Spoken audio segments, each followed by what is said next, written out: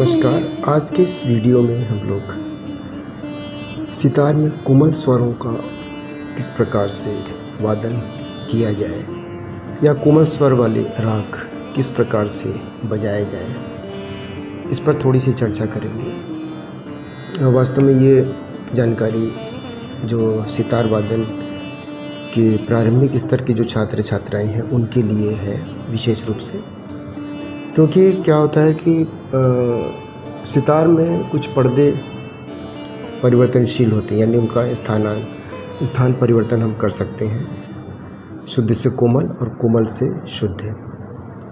और कुछ पर्दे इसमें कोमल और शुद्ध के लिए उसमें पहले से ही लगे होते हैं। तो जैसे भैरवी बजाना हुआ या राग भैरव बजाना हुआ या मालकोश बजाना हुआ, इन सभी रागों में कोमल स्वरों का कहीं ना कहीं प्रयोग हो रहा है।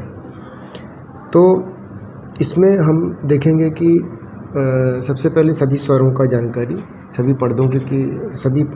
पर्दों का हमें जानकारी होनी चाहिए सितार में।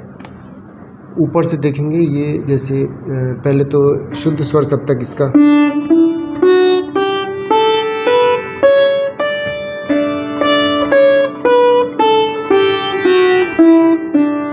ये इसका शुद्ध स्वर सप्तक हो गया।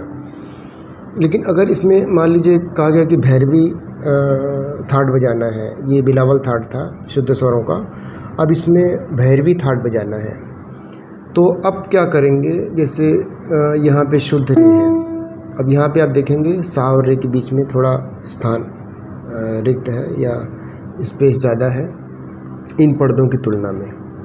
ठीक है, इस पर्दे से इस पर्दे में कम जगह है, इसमें कम जगह है, लेकिन इसमें अधिक जगह है।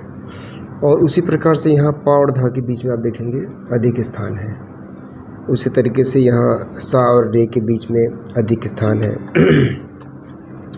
तो इस प्रकार से ये जो जगह वास्तव में दी गई है, ये पर्दों को यहाँ पे चेंज कर सकते हैं हम घसका करके।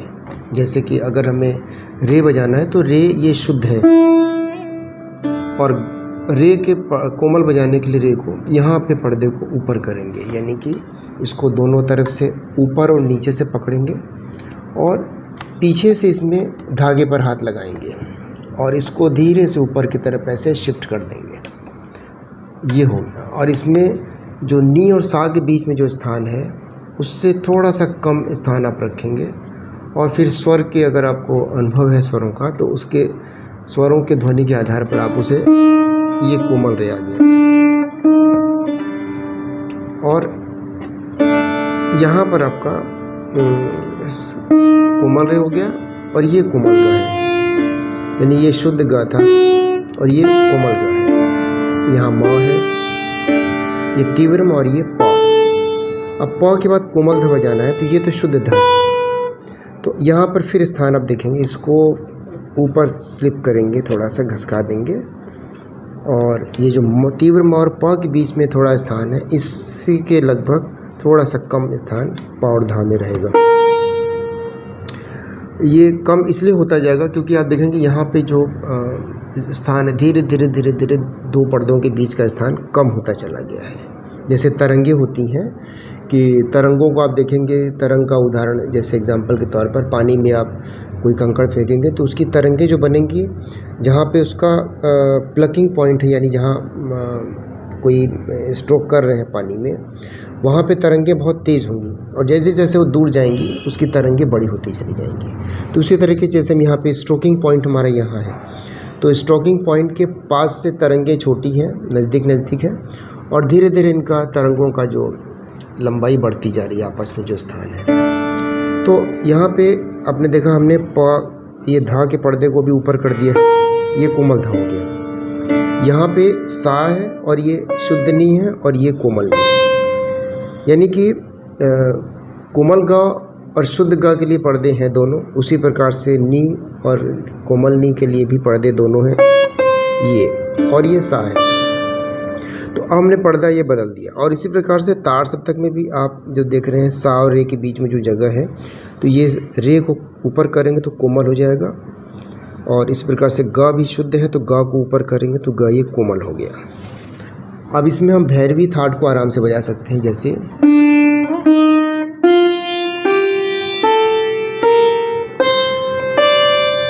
और आगे तार सप्तक में।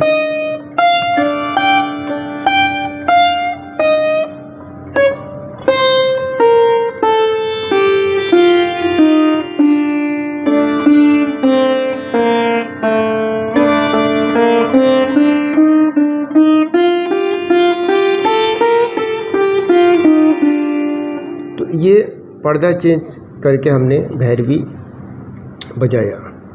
और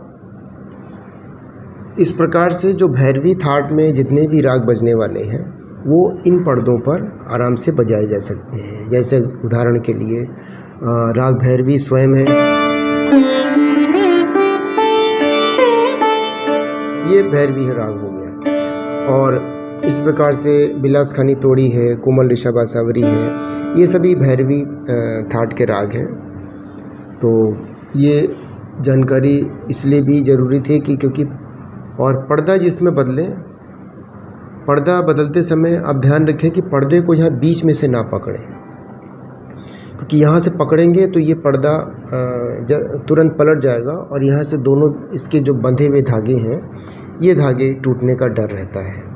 तो यहाँ पे आप पूरी सावधानी बरतें कि जब भी पर्दे को यहाँ से स्थानांतरित करें तो पीछे से धागे को सरकाएं और ये दोनों तरफ से इसके जहाँ पे धागा बंधा हुआ है पर्दों में उस कोने को पकड़ें, तो आपको इसको घसकाने में आसानी होगी।